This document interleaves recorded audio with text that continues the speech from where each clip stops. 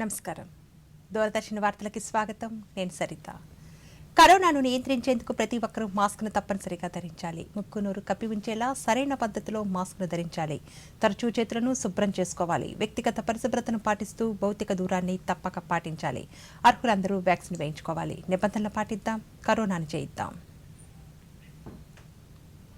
ఇక ఈనాటి వార్తల్లోని ముఖ్యాంశాలు.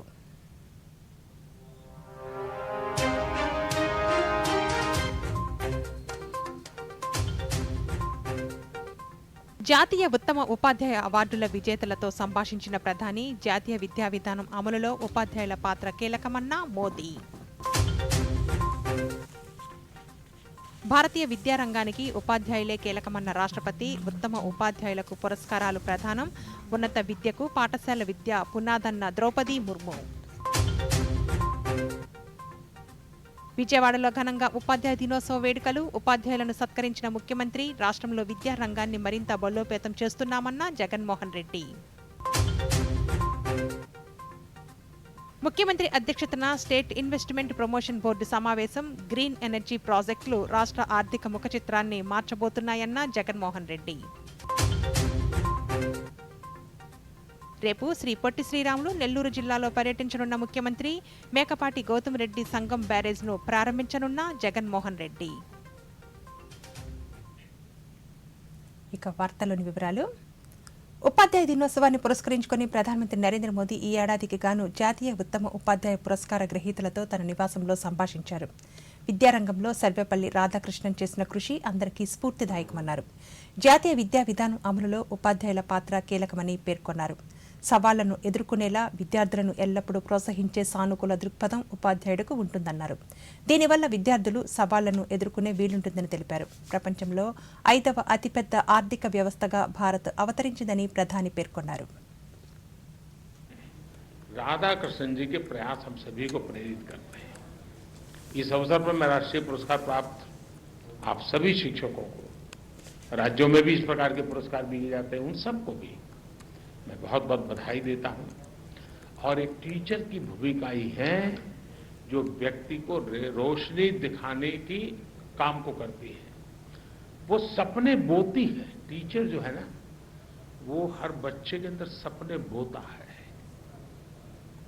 राष्ट्रीय शिक्षा नीति बनाने में हमारे देश के टीचर्स का बहुत बड़ा रोल रहा है.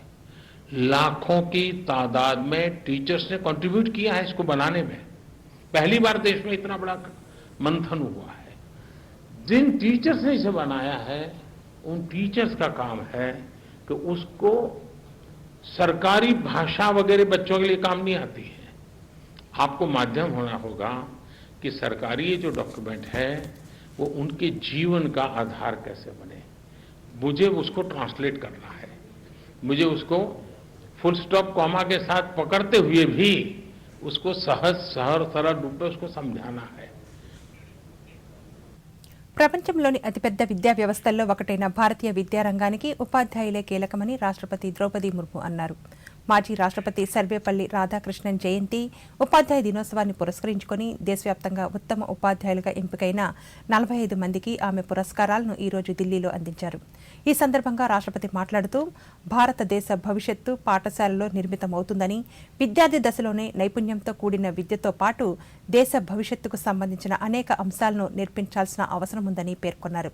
దేశవ్యాప్తంగా నూతన విద్యా విధానం ద్వారా సమూల మార్పులు సాకారం అవుతాయని రాష్ట్రపతి ఆకాంక్షించారు.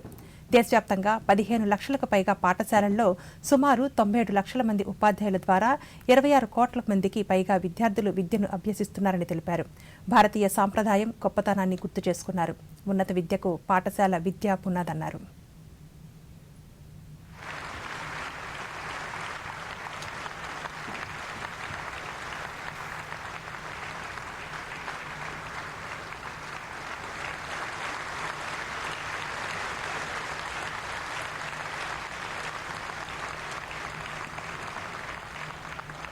मैंने ओडिशा के पहाड़पुर में एक रेसिडेंशियल स्कूल की स्थापना की है, जहां गरीब विद्यार्थियों की शिक्षा दी जाती है. वंचित वर्गों को के बच्चे तथा दिव्यांग बच्चों के लिए अच्छी शिक्षा सुलभ हो सके, ये विशेष प्राथमिकता सबको होनी चाहिए. प्रिय शिक्षकगण, जब मैं झारखंड की राज्यपाल थी तब राज्यपाल होने के नाते मैं राज्य के सभी विश्वविद्यालयों की चांसलर भी थी, लेकिन मैंने स्कूल स्तर की शिक्षा को सर्वोच्च प्राथमिकता दी। मैं मानती हूँ कि यदि स्कूल स्तर की शिक्षा मजबूत नहीं होगी तो उच्च शिक्षा का स्तर अच्छा नहीं हो सकता। हमारी शिक्षा नीति में वर्ष 2025 तक प्राथमिक विद्यालय स्तर पर सभी विद्यार्थियों को मूलभूत साक्षरता व संख्या ज्ञान प्राप्त कराने को सर्वोच्च प्राथमिकता दी गई है। इस राष्ट्रीय प्रयास से देश के सभी शिक्षकों की मुख्य भूमिका होगी। शिक्षक ही हमारी शिक्षा प्रणाली की प्राण शक्ति है। राष्ट्रीय शिक्षा नीति 2020 के तहत भारत को नॉलेज सुपर पावर बनाने का लक्ष्य तय किया गया है। भारतीय संस्कृति की समृद्धि विरासत से जोड़ते हुए विद्यार्थियों को आधुनिक विश्व की चुनौतियों के लिए सक्षम बनाना होगा। हमारी माताएं ही हमारे जीवन के आरंभ में हमें जीने की कला सिखाती है। इसीलिए नेचुरल टैलेंट को विकसित करने की मातृभाषा सहायक होती है। माता के बाद शिक्षकगण हमारे जीवन में हमारी शिक्षा को आगे बढ़ाते हैं। यदि शिक्षक भी मातृभाषा में पढ़ाते हैं तो विद्यार्थियों सहजता के साथ अपनी प्रतिभा का विकास कर सकते हैं। इसीलिए राष्ट्रीय शिक्षा नीति में स्कूली शिक्षा उच्च शिक्षा के लिए भारतीय भाषाओं के प्रयोग पर जोर दिया गया है। సర్వేపల్లి రాధాకృష్ణన్ భారతీయ విద్యా వ్యవస్థను ప్రపంచ వేదికపై నిలబెట్టారని కేంద్ర హోంమంత్రి అమిత్ షా అన్నారు. ముంబైలోని ఏఎం నాయక్ సాహెబ్ పాఠశాలను మంత్రి సందర్శించారు. ఈ సందర్భంగా జరిగిన సభలో అమిత్ షా మాట్లాడుతూ నూతన విద్యా విధానం కోసం దేశం చాలా కాలం వేచి చూడాల్సి వచ్చిందన్నారు. రాధాకృష్ణన్ దేశ విద్యా వ్యవస్థకు నిర్ణయాత్మక సహకారం అందించారని, ఆయన ఆలోచనలు మరింత విస్తృతం కావాలన్నారు. భారతదేశాన్ని అనేక రంగాల్లో ముందుకు తీసుకువెళ్లడంలో నాయక్ సాహెబ్ పాత్ర కీలకమన్నారు.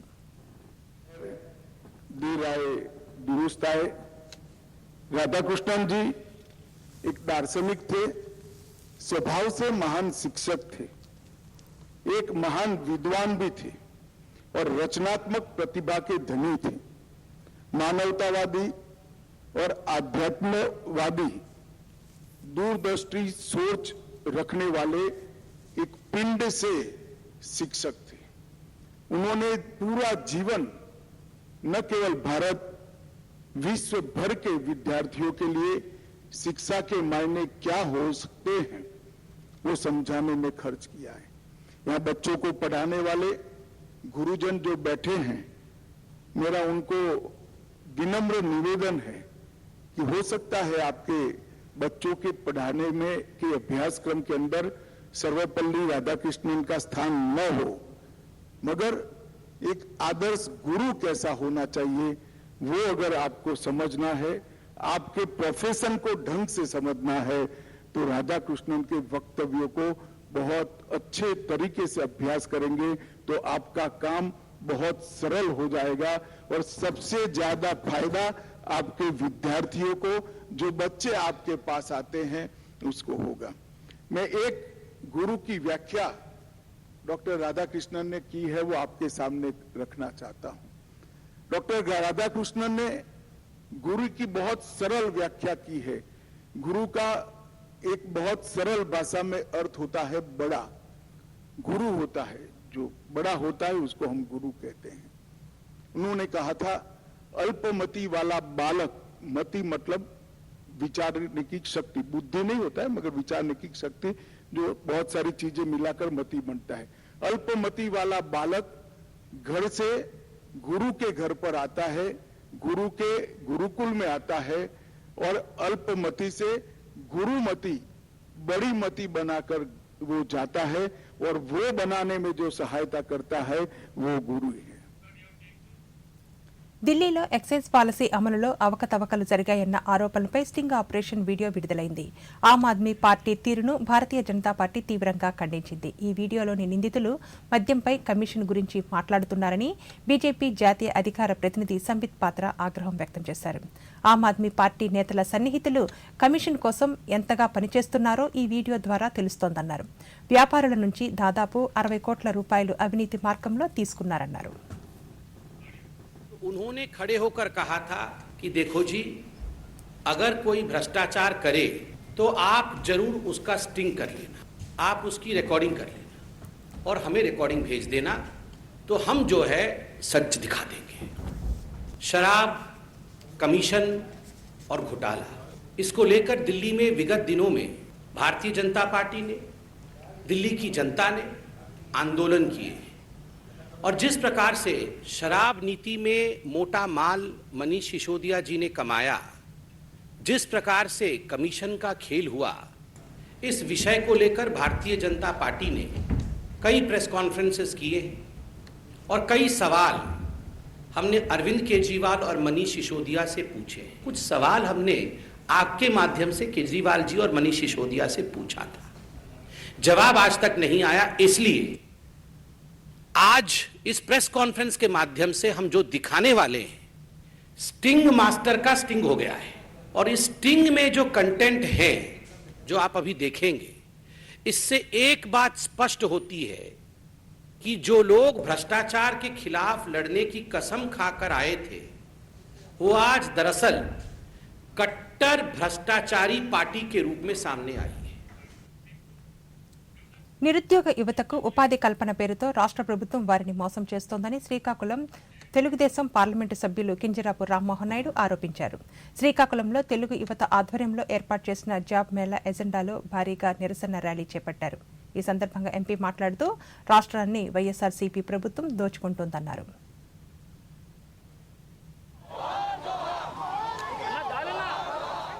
జగన్మోహన్ రెడ్డి గారు ముఖ్యమంత్రి అయిన తర్వాత యువతకి జరుగుతున్నటువంటి అన్యాయం మీద తెలుగుదేశం పార్టీ యువత విభాగం తెలుగు యువత వారు ఆధ్వర్యంలో, మరి తెలుగు యువత రాష్ట్ర అధ్యక్షులు శ్రీరామ్ చిన్నబాబు గారి ఆధ్వర్యంలో సిక్కోలులో ఒక మహా ఉద్యమంకి ఈరోజు నాంది పలుకుతున్నాం. మరి ఈ యొక్క విషయాన్ని ముఖ్యంగా జగన్మోహన్ రెడ్డి గారు తెలుసుకోవాల్సినటువంటి అవసరం ఉంది. యువతకి అన్ని రకాలుగా నమ్మించి మోసం చేసుకొని వాళ్ళ ఓట్లు దండుకొని ముఖ్యమంత్రి కుర్చీ మీద కూర్చున్నటువంటి దొంగ ఈ జగన్మోహన్ రెడ్డి గారు. ఆ హామీలు ఏమయ్యాయని ఈరోజు మేము నిలదీసి అడుగుతున్నాం. ఎన్ని హామీలు ఇచ్చారు? జాబ్ నోటిఫికేషన్లు ఇచ్చి, మెగా డిఎస్సి నిర్వహించి, జాబ్ క్యాలెండర్ ఇచ్చి, చంద్రబాబు నాయుడు గారు అయితే 2,30,000 ఉద్యోగాలు ఇవ్వకుండా ఆయన సీటు కింద పెట్టుకుంటున్నారు. నేను ముఖ్యమంత్రి అయితే అన్ని రకాలుగా కూడా ఈ నోటిఫికేషన్లు ఇచ్చి యువతకి న్యాయం చేస్తానన్నటువంటి వ్యక్తి ఈరోజు ఎక్కడ ఉన్నారనేది కూడా మేము ప్రశ్నిస్తున్నాం. ఈ 3.5 సంవత్సరాల్లో ఒక్క ఉద్యోగం అంటే ఒక ఉద్యోగం సరైనటువంటిది ఇవ్వలేదు. ఒక గ్రూప్స్లో ఉద్యోగాలు లేవు, పోలీస్ వ్యవస్థలో లేవు, ఏ డిపార్ట్మెంట్లో కూడా సరైనటువంటి అవకాశాలు కల్పించకుండా, అంత కాకుండా ఈరోజు ఉన్నటువంటి ఉద్యోగాలు, ప్రైవేట్ వ్యవస్థలు, ఇన్వెస్ట్మెంట్స్, పెట్టుబడులు ఏవైతే ఉన్నాయో వాళ్ళకి కూడా ఈ రాష్ట్రానికి రావద్దన్నటువంటిగా రావణ కాష్టంగా తయారు చేసుకోవడానికి కంకణం కట్టుకొని పనిచేస్తున్నటువంటి దుర్మార్గుడు జగన్మోహన్ రెడ్డి గారు అనేది మేము తెలియజేసుకుంటున్నాం. శ్రీ పొట్టి శ్రీరాములు నెల్లూరు జిల్లాలో ముఖ్యమంత్రి జగన్మోహన్ రెడ్డి రేపు పర్యటించనున్నారు. రేపు ఉదయం గన్నవరం ఎయిర్పోర్టు నుంచి బయలుదేరి జిల్లాలోని సంగం ప్రాంతానికి చేరుకుంటారు. పెన్నా నదిపై నిర్మించిన మేకపాటి గౌతమ్ రెడ్డి సంగం బ్యారేజ్ను ముఖ్యమంత్రి ప్రారంభిస్తారు. అనంతరం జరిగే బహిరంగ సభలో ముఖ్యమంత్రి ప్రసంగిస్తారు. అలాగే బ్యారేజ్ వద్దకు చేరుకుని బ్యారేజ్ కమ్ బ్రిడ్జిని ప్రారంభిస్తారు. సాయంత్రానికి ముఖ్యమంత్రి తాడేపల్లికి చేరుకుంటారు. ముఖ్యమంత్రి పర్యటన నేపథ్యంలో అధికారులు కట్టుదిట్టమైన భద్రతా ఏర్పాట్లను చేశారు. రాష్ట్రంలో విద్యారంగాన్ని మరింత బలోపేతం చేస్తున్నామని ముఖ్యమంత్రి జగన్మోహన్ రెడ్డి అన్నారు. విద్యార్థులను భావి భారత పౌరులుగా ఉన్నతంగా తీర్చిదిద్దడంలో కీలక పాత్ర గురువులదేనని తెలిపారు. గత 3 ఏళ్లలో విద్యారంగంలో అనేక సంస్కరణలు తీసుకువచ్చామని పేర్కొన్నారు. ఉపాధ్యాయ దినోత్సవాన్ని పురస్కరించుకుని విజయవాడలో నిర్వహించిన కార్యక్రమంలో ఉత్తమ ఉపాధ్యాయులుగా ఎంపికైన వారిని ముఖ్యమంత్రి సత్కరించారు. వారికి అవార్డులను ప్రదానం చేశారు. ఈ సందర్భంగా ముఖ్యమంత్రి మాట్లాడుతూ సర్వేపల్లి రాధాకృష్ణన్ ఉపాధ్యాయులకు ఆదర్శమన్నారు. విద్యార్థుల భవిష్యత్తును దృష్టిలో పెట్టుకుని రాష్ట్ర ప్రభుత్వం అనేక చర్యలు చేపట్టినట్లు వివరించారు.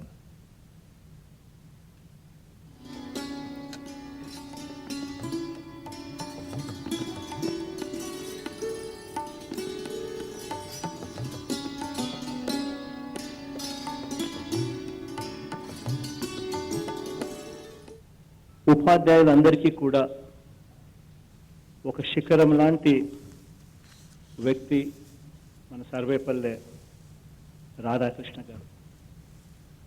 మాజీ రాష్ట్రపతి గారు, మన తెలుగువారు. ఈ స్థాయికి తాను ఎదగడమే కాకుండా ఏకంగా టీచర్లందరినీ కూడా ఒక ఎత్తైన శిఖరంలోకి తీసుకొని పోయి ఒక గొప్ప వ్యక్తికి కూడా ఈరోజు వందనం. మన రాష్ట్రంలో ఇటు ప్రభుత్వ రంగంలోనూ అటు ప్రైవేట్ రంగంలోనూ ఎయిడెడ్ విద్యా సంస్థల్లోనూ పనిచేస్తున్న అందరి టీచర్లకు, అందరి లెక్చరర్లకు, అందరికీ కూడా ఈరోజు ఈ ఉపాధ్యాయ దినోత్సవ శుభాకాంక్షలు, హ్యాపీ టీచర్స్ డే తెలియజేస్తూ నా ఈ ప్రసంగాన్ని ముందుకు తీసుకొని పోతా ఉన్నాను. నాకు జన్మనిచ్చినందుకు నా తండ్రికి రుణపడి ఉంటాను. ఈ జన్మను సార్థకం చేస్తూ మెరుగైన జీవితాన్ని పొందటం ఎలాగో నేర్పినందుకు నా గురువుకు రుణపడి ఉంటాను అని, ఇది ఎంతో స్ఫూర్తిదాయకమైన మాటలు. ఈ మాటలు ఈరోజు నేను చెప్పడమే కాదు, అలెగ్జాండర్ ది గ్రేట్ ఏకంగా ప్రపంచాన్ని ఏకంగా కూడా ఒకప్పుడు పరిపాలించిన గొప్ప లీడర్గా కూడా అంటారు. అక్కడి నుంచి కూడా ఈ మాటలు వినపడతా ఉన్నాయి. సాన పట్టక ముందు వజ్రమైనా కూడా రాయి మాదిరిగానే ఉంటుంది. మంచి శిల్పి చేతిలో పడితే ఆ రాయి కూడా ఒక అద్భుతమైన శిల్పంగా మారుతుంది. అలాంటి అద్భుత శిల్పాలు చెక్కే శిల్పులు మన ఉపాధ్యాయులు. నిజంగా ఒక మంచి టీచర్ ఒక స్కూల్ను మార్చగలుగుతాడు, ఒక వ్యవస్థను మార్చగలుగుతాడు. ఒక గ్రామాన్నితో మొదలు పెడితే ఒక మంచి టీచర్ ఒక విప్లవాన్ని తీసుకొని రాగలుగుతాడు. ఓ మంచి టీచర్ తాను కన్న పిల్లల భవిష్యత్తు కోసం ఎంతగా తప్పిస్తాడో, తన తరగతిలో ఉన్న ప్రతి పిల్లాడు కూడా అదే మాదిరిగానే బాగుపడాలి అని ఆరాటపడతాడు. ఉపాధ్యాయ దినోత్సవాన్ని గుంటూరు జిల్లాలో ఘనంగా నిర్వహించారు. జిల్లా పాఠశాల విద్యాశాఖ ఆధ్వర్యంలో గుంటూరు నగరంలో నిర్వహించిన వేడుకల్లో జిల్లా కలెక్టర్ వేణుగోపాలరెడ్డి, రాష్ట్ర మద్య విమోచన ప్రచార కమిటీ అధ్యక్షులు వల్లంరెడ్డి లక్ష్మణరెడ్డి తదితరులు పాల్గొన్నారు. కార్యక్రమంలో భాగంగా జిల్లా వ్యాప్తంగా విద్యార్థుల్లోని ప్రతిభను వెలికి తీయడంలో కృషి చేసిన 17 మంది ఉపాధ్యాయులను ఘనంగా సత్కరించారు. ఈ సందర్భంగా జిల్లా విద్యాశాఖ అధికారి శైలజ మాట్లాడుతూ విద్యార్థులను క్రమశిక్షణతో ఉత్తమ పౌరులుగా తీర్చిదిద్దాల్సిన బాధ్యత ఉపాధ్యాయులపై ఉందని అన్నారు.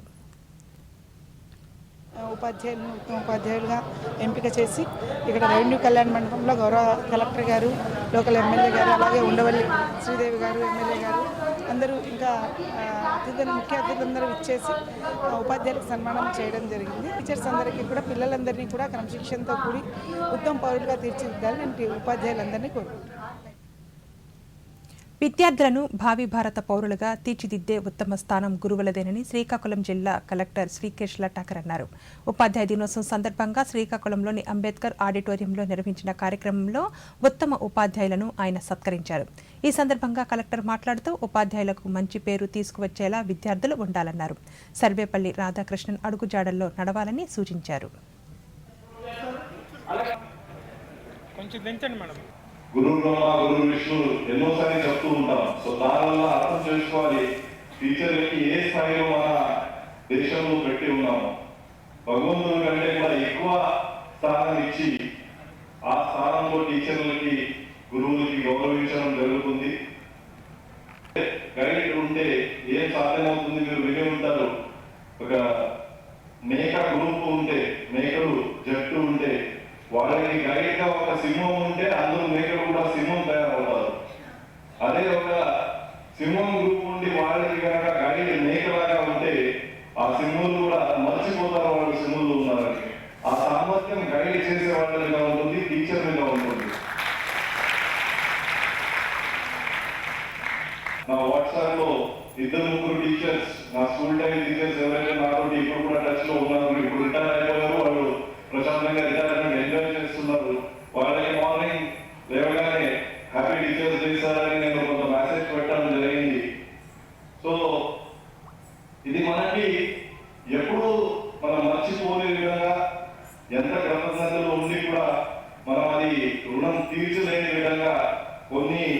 టీచర్స్ చూపించిన మార్గదర్శకాలు, టీచర్స్ చూపిన బాటల వల్ల మనం ఈ రోజు ఇక్కడ ఉన్నామని ప్రతి ఒక్కరు కూడా గుర్తించాలి.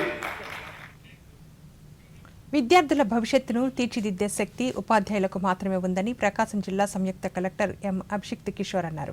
గురు పూజోత్సవం సందర్భంగా ఒంగోలు కలెక్టర్ కార్యాలయంలో నిర్వహించిన కార్యక్రమంలో జిల్లా పరిషత్ చైర్మన్ బూచేపల్లి వెంకయ్యమ్మ, రాష్ట్ర మద్య విమోచన ప్రచార కమిటీ చైర్మన్ వల్లంరెడ్డి లక్ష్మణ్ రెడ్డితో కలిసి ఆయన పాల్గొన్నారు. ఈ సందర్భంగా జిల్లా స్థాయిలో ఉత్తమ పనితీరు కనపరిచిన 43 మంది ఉపాధ్యాయులను సన్మానించారు. ఈ సందర్భంగా అభిషిక్త్ కిషోర్ మాట్లాడుతూ ఉపాధ్యాయుల స్థానం చాలా ఉన్నతమైందన్నారు. అలాగే మహేశ్వరుడు అంటే శివుడితో, వీళ్ళందరితో పాటు పరబ్రహ్మ స్వరూపంగా మనం ఆ శ్లోకంలో చెప్పుకుంటున్నాము. అయితే గురువు మనకు ఏం చేయగలుగుతాడు అని ఒక చిన్న వాక్యంలో చెప్పుకోవాలనుకుంటే, ఏదైతే పాస్ట్ ఉందో ఒక స్టూడెంట్కి, ఆ పాస్ట్ను, ఏదైతే కరెంట్ ఉందో, ఇప్పుడు ఏదైతే జరుగుతుందో ఆ కరెంట్ను, అలాగే ఫ్యూచర్ భవిష్యత్తును, ఈ మూడుని మార్చగల ఏకైక వ్యక్తి ప్రపంచంలో ఉన్నారు అంటే అది కేవలం గురువు మాత్రం. ఎలా చేస్తారు అంటే ఇంతటి నోబుల్ కార్యక్రమం, అంటే ఇంతటి నోబుల్ ఒక జాబ్, లేకపోతే ఇంతటి నోబుల్ టాస్క్ అనేది కేవలం గురువులకు ఉంది. గురువుల తర్వాత మన జడ్పీ చైర్పర్సన్ గారు చెప్పినట్టు జన్మనిస్తున్న తల్లి, వీళ్ళిద్దరిని మనం కంపేర్ చేయగలుగుతాం. వీళ్ళిద్దరిని తప్ప టీచర్ లేక ఒక గురువు అనే వాళ్ళతో ఇంకెవరిని కంపేర్ చేయలేము. వాళ్ళ తర్వాత మన శ్లోకంలో చెప్పుకున్నట్టు కేవలం ఆ దేవుడితో కంపేర్ చేసుకోగలుగుతాం. విశాఖలో ఉపాధ్యాయ దినోత్సవ వేడుకలు ఘనంగా నిర్వహించారు. విశాఖలోని విఎంఆర్డీఏ బాలల ప్రాంగణంలో గురు పూజోత్సవ వేడుకల్లో greater Visakha municipal corporation mayor Gollagani Hari Venkatakumari, జిల్లా కలెక్టర్ మల్లికార్జున, ఇతర ప్రజాప్రతినిధులు పాల్గొన్నారు. ఈ సందర్భంగా జిల్లాలో ఉత్తమ ఉపాధ్యాయులను సత్కరించారు. ఈ సందర్భంగా కలెక్టర్ మాట్లాడుతూ ఉపాధ్యాయుడిగా జీవితాన్ని ప్రారంభించి రాష్ట్రపతి అయినప్పటికీ సర్వేపల్లి రాధాకృష్ణన్ దేశంలో ఉపాధ్యాయుడిగానే గుర్తింపు పొందారన్నారు. సర్వేపల్లి రాధాకృష్ణ గారు, సో ఆయన జీవిత చరిత్ర గురించి అందరికీ తెలిసిందే. మరి ఆయన ఎన్నో రంగాల్లో కూడా ప్రతిభ నిర్మించుకున్నారు. అంటే ఒక స్వాతంత్ర సమరయోధులతో పాటు ఒక టీచర్గా కావచ్చు, విద్యావేత్త, తత్వవేత్తగా కావచ్చు, తదుపరి ఆయన ఉపరాష్ట్రపతి, అలాగే రాష్ట్రపతిగా చేశారు. కానీ ఆయన మరి ఒకసారి అందరూ అడిగినప్పుడు మీ జన్మదినాన్ని జరుపుకుంటామంటే, ఆయన ఎన్ని రంగాల్లో ఎంత ప్రతిభ చూపించినప్పటికీ కూడా ఆయన టీచర్గా ఆయన చేసిన సేవల్ని మాత్రం ఎప్పుడు మర్చిపోలేకపోయాడు. అంటే ఆ రోజుని నా జన్మదినాన్ని ఇంకోలాగా జరుపుకునే బదులు మరి దాన్ని టీచర్స్ డేగా జరుపుకోండి అని చెప్పడం అంటే ఆ టీచర్ వృత్తికి ఆయన ఇచ్చిన ఇంపార్టెన్స్ మనందరం అర్థం చేసుకోవాలి. సిమిలర్లీ మనమందరం చెప్పుకుంటున్నాము నేటి విద్యార్థులే రేపటి పౌరులని. అక్కడి నుంచి మనం ఇంకో క్యాప్షన్ చెప్పుకోవాల్సి వస్తే, నేటి పౌరులందరూ కూడా ఉపాధ్యాయులే అని చెప్పుకోవాల్సిన అవసరం ఉంది. ఎందుకంటే ప్రతి వ్యక్తి కూడా జీవితంలో అంటే ఏదో ఒక టైంలో ఆ టీచర్ రోల్, అంటే ఆ ఉపాధ్యాయుడు లేదా ఉపాధ్యాయురాలు అన్న రోల్ ఏదైతే ఉందో అది ఖచ్చితంగా ఏదో ఒక రూపంలో మనం పోషించడం అనేది తప్పదు. సో కాబట్టి ప్రతి వ్యక్తి కూడా జీవితంలో ఆ రోల్ పోషిస్తారు. సో కాబట్టి దానికి ఉన్న ఇంపార్టెన్స్ని దృష్టిలో పెట్టుకొని మనం టీచర్స్ డే జరుపుకోవడం మరింత గర్వకారణం తెలియజేస్తున్నాను. జాతీయ ఉత్తమ ఉపాధ్యాయ అవార్డును రాష్ట్రపతి ద్రౌపది ముర్ము చేతుల మీదుగా రాష్ట్రానికి చెందిన ఉపాధ్యాయురాలు రవి అరుణ అందుకున్నారు. విజయవాడ సమీపంలోని కానూరు అన్నే శివనాగేశ్వరరావు అరుణకుమారి జిల్లా పరిషత్ ఉన్నత పాఠశాలలో భౌతిక శాస్త్ర ఉపాధ్యాయులుగా పనిచేస్తున్నారు. సాధారణ పాఠ్యాంశాలను వినూత్న రీతిలో విద్యార్థులకు వివరిస్తూ వారిని ప్రోత్సహిస్తున్నారు. ప్రయోగాలకు, సృజనాత్మకతకు ప్రాధాన్యతనిస్తూ విద్యార్థులను తీర్చిదిద్దుతున్నారు. ఉపాధ్యాయురాలుగా ఆమె ప్రతిభ విద్యార్థులను తీర్చిదిద్దుతున్న విధానం రవి అరుణకు జాతీయ ఉత్తమ ఉపాధ్యాయ అవార్డును తెచ్చిపెట్టాయి. एक्सपेरिमेंट्स करने के साथ विज्ञान के प्रति उनकी रुचि को बढ़ाया है। कम लागत वाले DLM का इस्तेमाल और innovative group clinical supervision model जैसे कार्य इन्हें विशिष्ट बना रहे हैं। श्रीमती रवि अरुणा को बतौर शिक्षिका राष्ट्रीय सम्मान 2022 से सम्मानित किया जाता है। श्रीमती रवि अरुणा, आंध्र प्रदेश।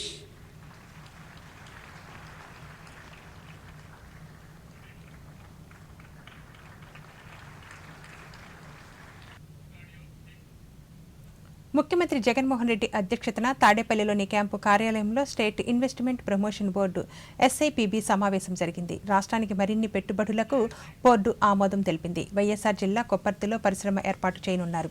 తొలి విడతలో అత్యాధునిక పరిజ్ఞానాన్ని వినియోగించి 1000 ఎలక్ట్రిక్ బస్సులను తయారు చేయాలని లక్ష్యంగా నిర్ణయించారు. దీని ద్వారా 1200 మందికి ప్రత్యక్షంగా ఉద్యోగ అవకాశాలు లభించనున్నాయి. కాకినాడ SEZలో ఏర్పాటు చేయనున్న ఫార్మా యూనిట్తో 2000 మందికి ఉద్యోగ అవకాశాలు లభించనున్నాయి. ఈ యూనిట్ కోసం 1900 కోట్ల రూపాయలను ప్రభుత్వం పెట్టుబడిగా పెట్టనుంది. ఏప్రిల్ 2024 నాటికి కంపెనీ ఏర్పాటు పూర్తి చేయాలనే లక్ష్యంగా నిర్ణయించారు. కృష్ణా జిల్లా మల్లవల్లిలో మెగా ఫుడ్ పార్కుల ఏర్పాటుకు బోర్డు ఆమోదం తెలిపింది. 6 గ్రీన్ ఎనర్జీ ప్రాజెక్టులకు SIPB ఆమోదం తెలిపింది. ఈ 6 ప్రాజెక్టుల కోసం 81,043 కోట్ల రూపాయలు పెట్టుబడి పెట్టనున్నారు. వైఎస్ఆర్ జిల్లా వంగిమల్ల వద్ద 1800 మెగావాట్ల pumped hide storage power project, Somasila Erravaram వద్ద 2 pumped hydro storage power project, Avuku Singanamala వద్ద మరో 2 ప్రాజెక్టులకు, వైఎస్ఆర్ జిల్లా పైటిపాలెం వద్ద pumped hydro, solar, wind power ప్రాజెక్టులకు, కర్నూలు, నంద్యాల జిల్లాల్లో పంప్డ్ సోలార్, విండ్ పవర్ ప్రాజెక్టులను ఏర్పాటు చేసేందుకు బోర్డు ఆమోదం తెలిపింది. ఈ సందర్భంగా ముఖ్యమంత్రి మాట్లాడుతూ గ్రీన్ ఎనర్జీ ప్రాజెక్టులు రాష్ట్ర ఆర్థిక ముఖ చిత్రాన్ని మార్చబోతున్నాయన్నారు. ప్రాజెక్టులో భారీగా ఉద్యోగ అవకాశాలు లభిస్తాయని తెలిపారు. ఆర్థిక వ్యవస్థ పురోగమిస్తుందన్న ముఖ్యమంత్రి క్లీన్ ఎనర్జీలో దేశానికి ఆదర్శంగా నిలుస్తామన్నారు. విజయవాడ అంతర్జాతీయ విమానాశ్రయ డైరెక్టర్గా మల్లకంటి లక్ష్మీకాంతరెడ్డి ఈరోజు బాధ్యతలను స్వీకరించారు. ఈ సందర్భంగా ఆయన మీడియాతో మాట్లాడుతూ 611.80 కోట్ల రూపాయలతో అభివృద్ధి కార్యక్రమాలు చేపడుతున్నామని తెలిపారు. 417 కోట్ల రూపాయలతో నూతన టెర్మినల్ భవనం, 65 కోట్ల రూపాయలతో ATC టవర్, ఆప్రాన్ల నిర్మాణ పనులు జరుగుతున్నాయన్నారు. విజయవాడ నుంచి హైదరాబాద్, బెంగళూరు, ఢిల్లీ, చెన్నై, కడప, విశాఖ, తిరుపతికి ప్రతిరోజు విమాన సర్వీసులు నడుస్తున్నాయని చెప్పారు. ప్రతి శనివారం మస్కట్కు విమాన సర్వీసులు అందుబాటులో ఉన్నాయని, త్వరలో షార్జాకు నేరుగా విమాన సర్వీసులు అందుబాటులోనికి రానున్నాయని తెలిపారు. ఈ కార్యక్రమంలో joint GM electric PV Ramarao, joint GM finance Bhavaraju Venkata Surya Bhagavanulu, AGM civil Veerapalli Srinivas, senior manager operations Ankit Jaiswal తదితరులు పాల్గొన్నారు. అది 417 కోట్ల రూపాయలతో బిల్డింగ్ కన్స్ట్రక్షన్ జరుగుతుంది. అది ఇంకొక 8 నుంచి 10 నెలల లోపల మనకు అందుబాటులోకి వస్తుంది.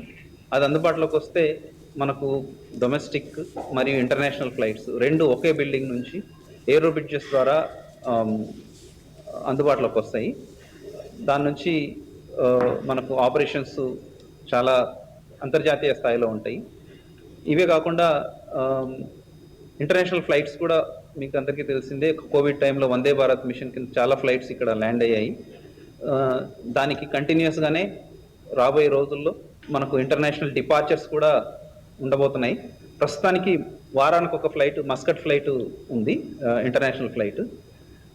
అక్టోబర్ 31 నుంచి షార్జాకు వారానికి 2 ఫ్లైట్స్ స్టార్ట్ అయ్యే అవకాశం ఉంది. అంతర్జాతీయ మార్కెట్లలో ప్రతికూల పవనాలు వీస్తున్నప్పటికీ దేశీయ మార్కెట్ సూచీలు మాత్రం రాణించాయి. ఉదయం 17,546 పాయింట్ల వద్ద ఉత్సాహంగా ట్రేడింగ్ను ప్రారంభించిన నిఫ్టీ చివరకు 126 పాయింట్ల లాభంతో 17,666 వద్ద స్థిరపడింది. ఇక 58,814 వద్ద లాభాలతో ప్రారంభమైన సెన్సెక్స్ చివరకు 442 పాయింట్ల లాభంతో 59,246 వద్ద ముగిసింది. డాలర్తో పోలిస్తే రూపాయి మారకం విలువ మార్కెట్లు ముగిసే సమయానికి $79.78 వద్ద నిలిచింది.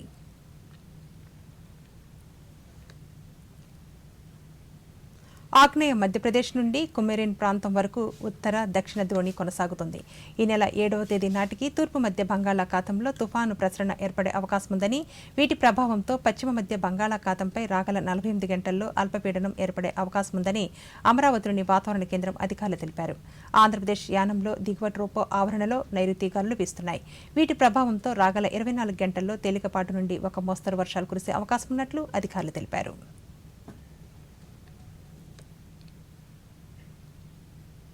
కరోనాను నియంత్రించేందుకు ప్రతి ఒక్కరూ మాస్క్ను తప్పనిసరిగా ధరించాలి. ముక్కు నోరు కప్పి ఉంచేలా సరైన పద్ధతిలో మాస్క్ను ధరించాలి.